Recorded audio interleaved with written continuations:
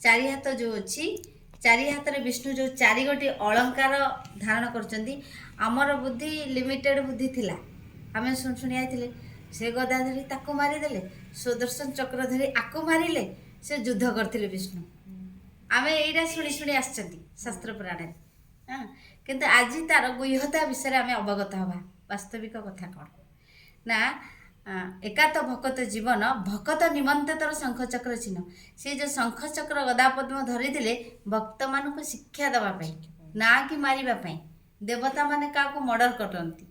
देवता माने अहिंसक मारिदेवाटा है हिंसा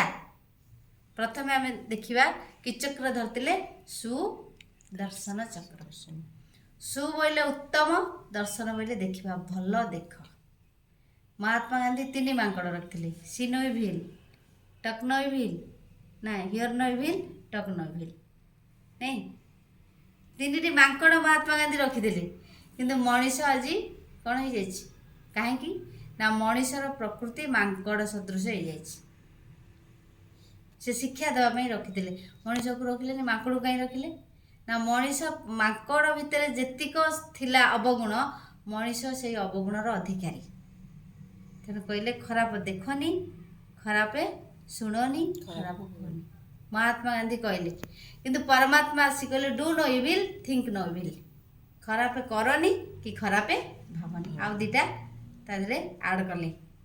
तेणु सुदर्शन माने भल देख खराब देखना परमात्मा ईश्वरंकर सृष्टि जिते सब मनीष अच्छा मानव अच्छा तो समस्तंकर किछि किछि क्वालिटी रही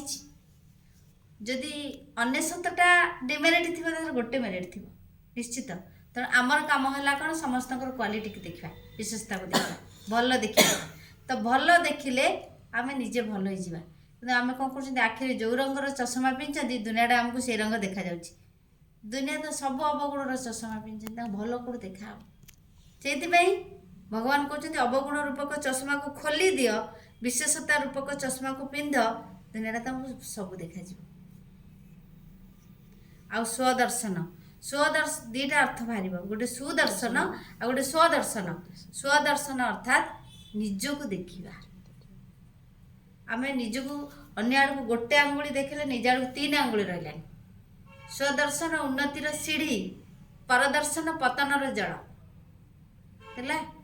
आम पर को देखी देखी देखी देखी परिस्थिति की टाणुंट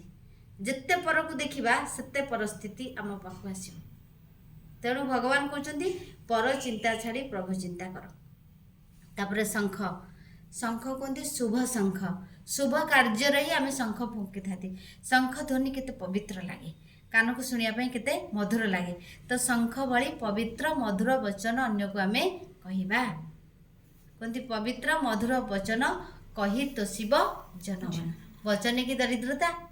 ए वचन अच्छी विष ए वचन अच्छी अमृत ए वचन शत्रु को मित्र करे ए वचन मध्य मित्र को शत्रु करदे जीवरे हाड़ नहीं कि जीव एमती कथा कह अन्य हाड़ को भांगीदेव मन रूपक हाड़ शुभ शंख पवित्र मधुर वचन गदा गदा है ज्ञानर सिंबल गदा धरी लड़े करती तेणु ज्ञान रूपक गदा धरी आम भितर जो मन विकार अच्छी ताको मारिबा जड़े नॉलेज शुणिला ता भीतर जो कुप्रकृति अच्छी निश्चित से चेंज हम ना नहीं एटा मला तेणु ज्ञान रूपक गदा धरी मन विकार उपर विजय प्राप्त कर तापर है पद्म फूल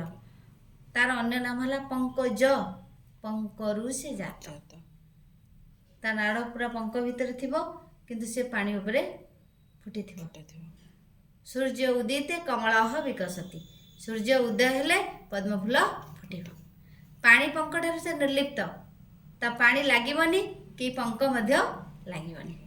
अर्थात से पंकरु जन्म होती पंक को टच करूनी से पंकरु निरा किंतु भगवान प्यारा आमर जन्म सेमती पाप पंक दुनिया ये पाप पंक दुनिया रे आम शरीर भल थी आम मन बुद्धि एकाग्र हो परमात्मा सहित है आ शरीरटा तो ये दुनिया जन्म हो नहीं थोदेवा कि शरीर डिटाच किंतु बुद्धिर सहित एकाग्रता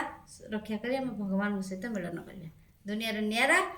भगवान हम प्यारा बुद्धिर डिटाच